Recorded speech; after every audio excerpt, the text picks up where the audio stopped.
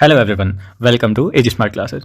We are going to start a new series of current affairs. हम current affairs की एक नई series start कर रहे हैं। इन वीडियो के माध्यम से हम प्रतिदिन राष्ट्रीय और अंतर्राष्ट्रीय महत्व की महत्वपूर्ण जानकारियां आपके साथ साझा करेंगे। यह आपके सभी एग्जाम्स की दृष्टि से काफ़ी इंपॉर्टेंट रहेगी। अगर आप कुछ बातों को कॉपी और पेन लेकर लगातार नोट करते रहें तो आपके लिए काफ़ी ज़्यादा फ़ायदेमंद रहेगा। वीडियो में आगे बढ़ने से पहले मैं आपको ये बता दूं कि अगर आप इस चैनल पर नए हैं तो हमारे इंडियन पॉलिटी सीरीज और इंडियन हिस्ट्री की रिवीजन सीरीज को अवश्य देखें और इन वीडियोस की प्लेलिस्ट की लिंक नीचे डिस्क्रिप्शन बॉक्स में है। तो चलिए वीडियो की शुरुआत करते हैं। इस वीडियो में हम 5 इंपॉर्टेंट न्यूज़ को डिस्कस करेंगे। अब पहला टॉपिक है नई चेतना अभियान।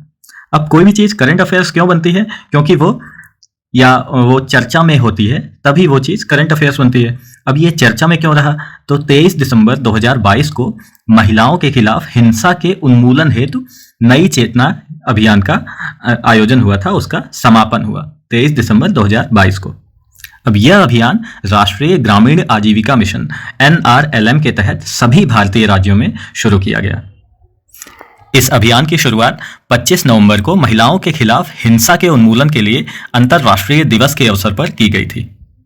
यह अभियान अगले 5 वर्षों में सामुदायिक संस्थानों, ग्रामीण समुदायों और सरकारी विभागों के बीच सभी स्तरों पर महिलाओं द्वारा सामना किए जाने वाले भेदभाव की एक आम समझ बनाने का प्रयास करता है। और इस वर्ष के अभियान की थीम लिंग आधारित हिंसा है। इस राष्ट्रव्यापी अभियान का उद्देश्य महिलाओं, विशेष रूप से ग्रामीण क्षेत्रों में लिंग आधारित हिंसा के बारे में महिलाओं को संवेदनशील बनाना और उन्हें ऐसी हिंसा से निपटने में मदद करने के लिए उपलब्ध विभिन्न संस्थागत तंत्रों के बारे में जागरूक करना है। लोकप्रिय राय को बदलने के लिए एक जन आंदोलन के रूप में इसकी परिकल्पना की गई है कि लिंग आधारित हिंसा अमान्य है।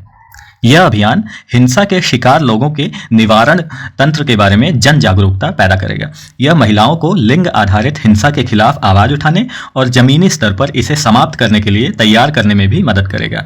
गौरतलब है कि नई चेतना अभियान को नागरिक समाज संगठनों के सहयोग से राज्य सरकारों द्वारा कार्यान्वित किया जा रहा है। यह राज्य, जिला, ब्लॉक सहित सभी स्तरों पर सामुदायिक संस्थानों और विस्तारित समुदायों के साथ मिलकर आयोजित किया जा रहा है। अब अगली न्यूज की तरफ बढ़ते हैं। भारत की 3 साइट्स यूनेस्को वर्ल्ड हेरिटेज की टेंटेटिव लिस्ट में शामिल हुई। टेंटेटिव लिस्ट क्या है? ये संभावित लिस्ट होती हैं। अब 20 दिसंबर 2022 को भारत के 3 ऐतिहासिक साइट्स को यूनेस्को वर्ल्ड हेरिटेज की टेंटेटिव लिस्ट में शामिल किया गया, जिसमें मोढेरा गुजरात में स्थित प्रतिष्ठित मोढेरा सूर्य मंदिर, गुजरात के ही ऐतिहासिक वडनगर और त्रिपुरा के उनाकोटी की रॉक कट मूर्तियों की रेंज शामिल है।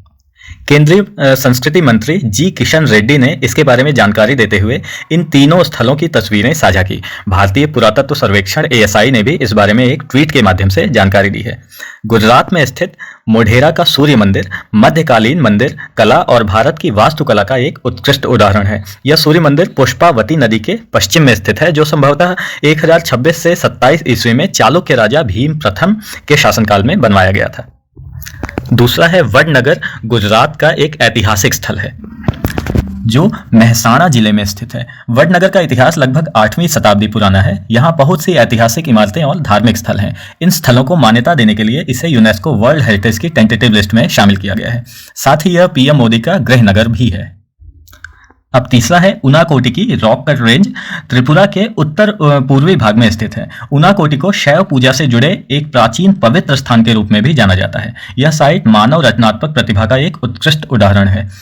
भारत में इस समय कुल 40 यूनेस्को वर्ल्ड हेरिटेज साइट्स हैं, जिनमें 32 कल्चरल साइट्स और 7 नेचुरल साइट्स और एक मिक्स्ड साइट शामिल है। साथ ही भारत में यूनेस्को वर्ल्ड हेरिटेज की टेंटेटिव लिस्ट में 52 साइट्स को अब तक शामिल किया गया है। यूनेस्को वर्ल्ड हेरिटेज की टेंटेटिव लिस्ट उन साइट्स को स्थान देती है जिसे वह देश यूनेस्को वर्ल्ड हेरिटेज के लिए नॉमिनेट करना चाहता है। अब तीसरी न्यूज देखते हैं। राष्ट्रीय मातृ स्वास्थ्य कार्यशाला। 14 दिसंबर 2022 को नई दिल्ली में राष्ट्रीय मातृ स्वास्थ्य कार्यशाला का आयोजन किया गया। इसका उद्घाटन स्वास्थ्य और परिवार कल्याण राज्य मंत्री डॉक्टर भारती प्रवीण पवार ने किया। यह कार्यशाला शून्य रोकथाम योग्य मातृ मृत्यु दर के लिए प्रयास थीम पर आधारित थी। इस दौरान डॉक्टर पवार ने लेबर रूम के लिए midwifery led care units MLCUs brochure और स्टैंडर्ड ऑपरेशन प्रोटोकॉल पोस्टर का भी अनावरण किया। इस कार्यक्रम के दौरान मातृ स्वास्थ्य के क्षेत्र में उल्लेखनीय प्रयासों और उपलब्धियों के लिए राज्यों को पुरस्कार भी दिए गए, जिनमें एमएमआर को कम करने के लिए गहन प्रयास हेतु पहला स्थान केरल जबकि दूसरा स्थान महाराष्ट्र को प्राप्त हुआ। वहीं बड़े राज्यों में संस्थागत प्रसव में वृद्धि में पहला स्थान पश्चिम बंगाल जबकि दूसरा स्थान उत्तर प्रदेश का है। इसके अलावा प्रसव पूर्व देखभाल सेवाएं और संस्थागत प्रसव एएनसी सेवाओं में पहला स्थान एमपी मध्य प्रदेश तथा दूसरा स्थान राजस्थान को मिला है। अब अगली न्यूज की तरफ बढ़ते हैं। 3 राष्ट्रीय आयुष संस्थान का उद्घाटन। 11 दिसंबर 2022 को पीएम नरेंद्र मोदी ने 9वीं विश्व आयुर्वेद कांग्रेस समापन समारोह में गोवा में अखिल भारतीय आयुर्वेद संस्थान का उद्घाटन किया। इस दौरान वर्चुअल माध्यम से गाजियाबाद में राष्ट्रीय यूनानी चिकित्सा संस्थान और दिल्ली में राष्ट्रीय होम्योपैथिक संस्थान का भी उद्घाटन किया गया। 9वीं विश्व आयुर्वेद कांग्रेस की थीम थी एक स्वास्थ्य के लिए आयुर्वेद। गौरतलब है कि ये संस्थान देश के प्रत्येक नागरिक और प्रत्येक क्षेत्र को सस्ती स्वास्थ्य सेवा प्रदान करने में मदद करेंगे।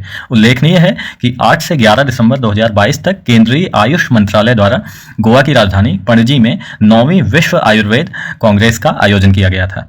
अब अगली और आखिरी 5वीं न्यूज की तरफ बढ़ते हैं। भारत ने G20 की प्रेसिडेंसी संभाली। 1 दिसंबर 2022 को भारत ने G20 ग्रुप की अध्यक्षता संभाल ली है। भारत इस ग्रुप की अध्यक्षता 1 वर्ष तक करेगा, जिसमें दुनिया भर की 19 उन्नत और विकासशील अर्थव्यवस्थाओं के साथ यूरोपियन यूनियन भी शामिल है, जिसकी शीर्ष बैठक वर्ष में 1 बार आयोजित की जाती है। इस अवसर पर पीएम नरेंद्र मोदी ने मानवता को लाभान्वित करने के लिए मौलिक मानसिकता में बदलाव का आह्वान किया। भारत G20 का अध्यक्ष 30 नवंबर 2023 तक रहेगा। इस 1 वर्ष में भारत की अध्यक्षता में G20 ग्रुप के सदस्यों के विकास से जुड़ी भविष्य की बेहतर कार्य योजना और अर्थव्यवस्था से जुड़ी बैठकों का आयोजन किया जाएगा।